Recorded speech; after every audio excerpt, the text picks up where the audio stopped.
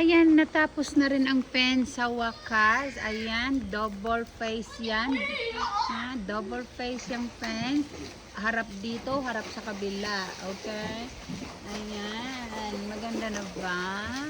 So, ngayon, kami lang nag-fix niyan.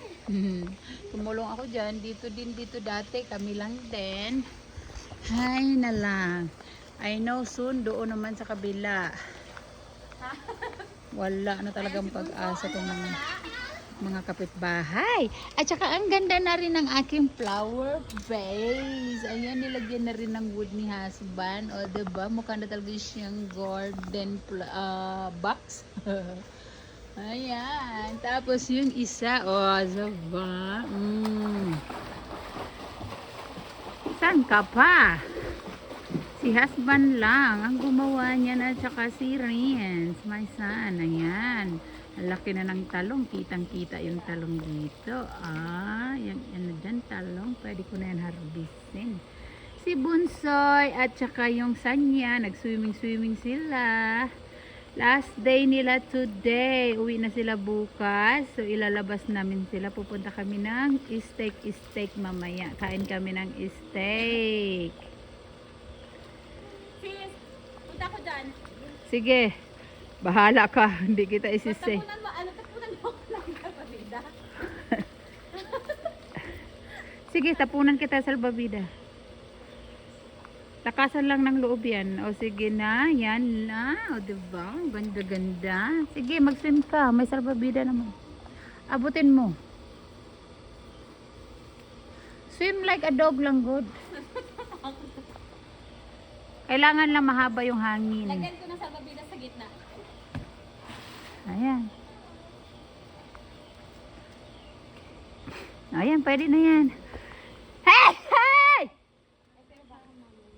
Bless me. Kigwa kayo.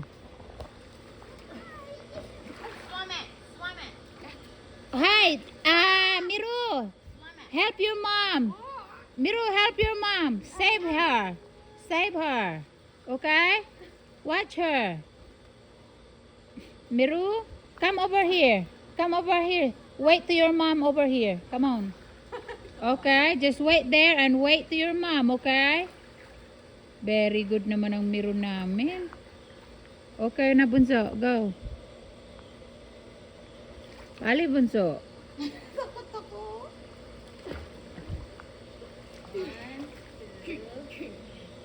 Miru, watch your mom.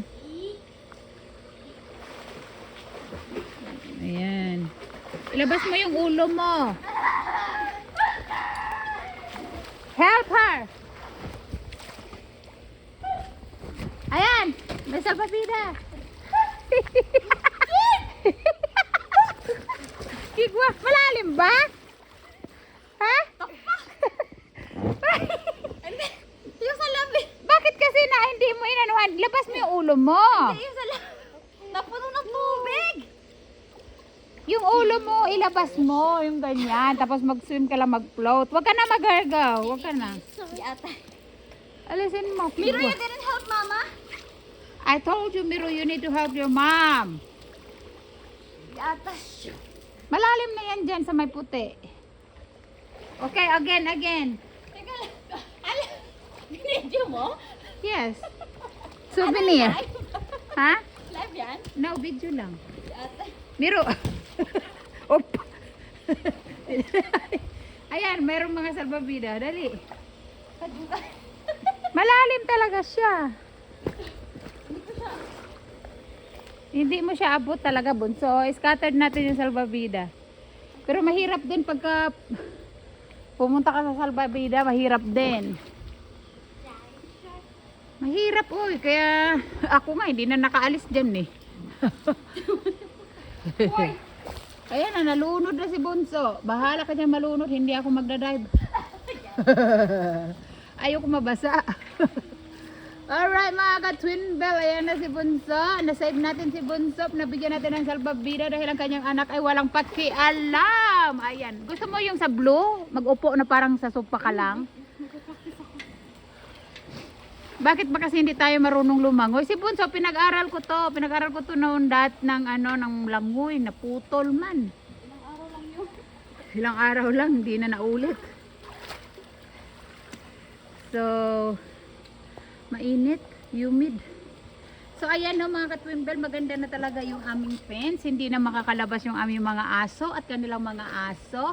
At kung may bagyo man, no, hindi na yan, kasi samintado na yan, may haligi na yan. So, thank you kay Randy, kay husband, na talaga, kay Renz, na talagang gumising ng maagat at tinapos talaga nila today. Ito, kasi marami pa talagang lined up na trabaho kasi pipinturahan pa yung shop ko. Shop namin, pipinturahan pa yon.